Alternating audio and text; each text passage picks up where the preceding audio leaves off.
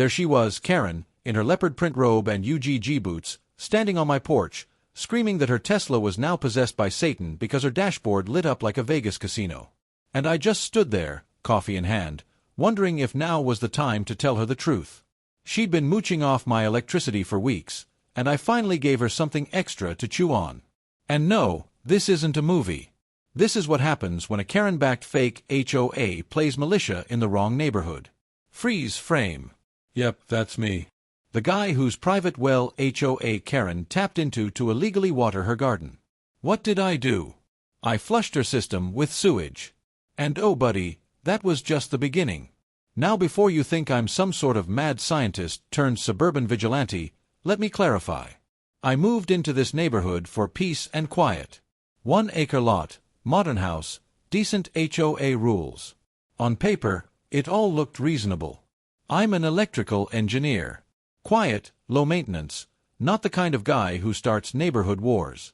But as I quickly learned, it only takes one power-hungry Karen in an HOA vest with a fake badge to turn a chill life into an absurd sitcom. Karen, whose real name is Candace, but who insists on being called Madam Vice President of the Neighborhood Improvement Council, took an interest in me the moment I moved in, and not in a good way.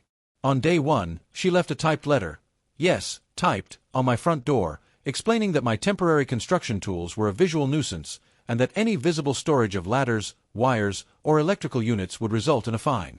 Keep in mind, I had lived there less than 6 hours. I hadn't even finished unloading my truck.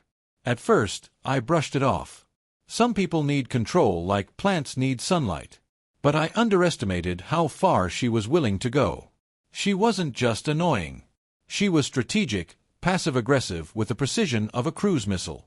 One day she flagged my mailbox as non-standard height, even though it matched 3 others on the block. Another day she cited me for leaving trash cans visible, despite the fact that they were still being wheeled back in from the curb.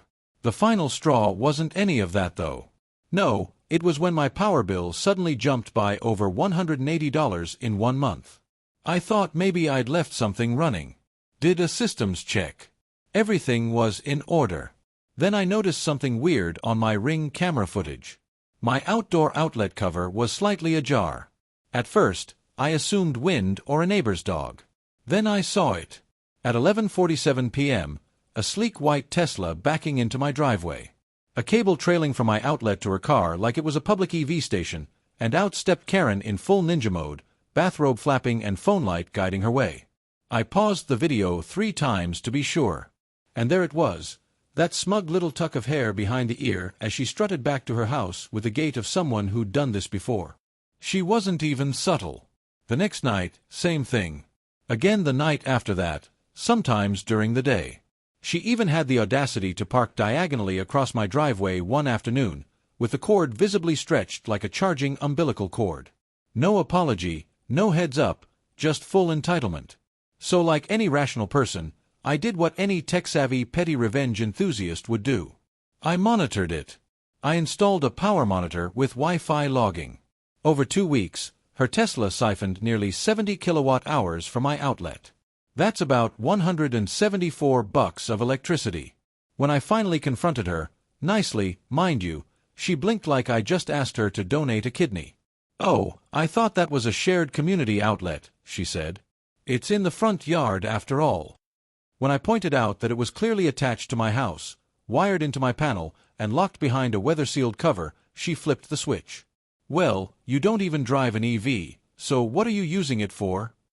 I stared at her, trying to process the absurdity. I told her to stop. I zip-tied the cover. 2 days later, she clipped the tie. I changed the lock. Next day, the entire outlet box had a new scratch on it, and the lock looked tampered with. She was getting bold, and worse, she filed a complaint against me with the HOA for tampering with neighborhood utilities. Imagine my reaction when I received a warning letter and a $200 fine for obstruction of shared electrical resource. I laughed. Then I stopped laughing. Then I spent 2 days reading the HOA charter page by page like it was the Dead Sea Scrolls. Turns out there's a vague clause about exterior elements visible from the road may be subject to HOA easement interpretation. Vague enough for Karen to weaponize it. My front outlet, installed before I moved in, was suddenly a communal access point. That was the moment, that precise instant, when I realized I wasn't just dealing with an annoying neighbor. I was dealing with a small-town dictator with a taste for free power and a complete disregard for boundaries.